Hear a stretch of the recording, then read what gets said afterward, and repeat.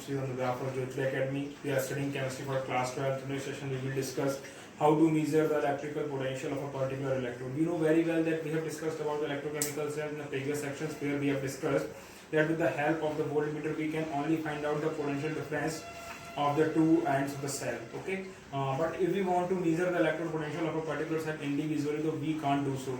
In order to overcome from this situation, scientists has prepared a standard hydrogen electrode whose electrode potential has been considered zero from the condense. Okay, so in order to prepare the standard hydrogen electrode, first do one thing: just take a platinum wire and add a platinum foil to it, and just enclose in a glass jacket, and dip the whole of the system in a beaker containing acid solution of 1 molarity.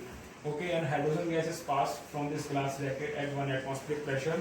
At this condition, the cell can be represented by this manner: PtH2 gas 180 m, and that is in contact with the H positive ion concentration of 1 molarity solution. When the electrode works as an anode, then definitely the hydrogen gas that will oxidize to form H positive ions, and in this manner the concentration of the solution that will increase. And when the electrode works as a cathode, the H positive ion that is present in the solution, they will get reduced. They will accept the electrons and converts into hydrogen gas. In this situation, the concentration of H positive ions in the solution, that the molarity of the acid, that will decrease. By convention, the electrode potential for both of the reactions has been considered zero.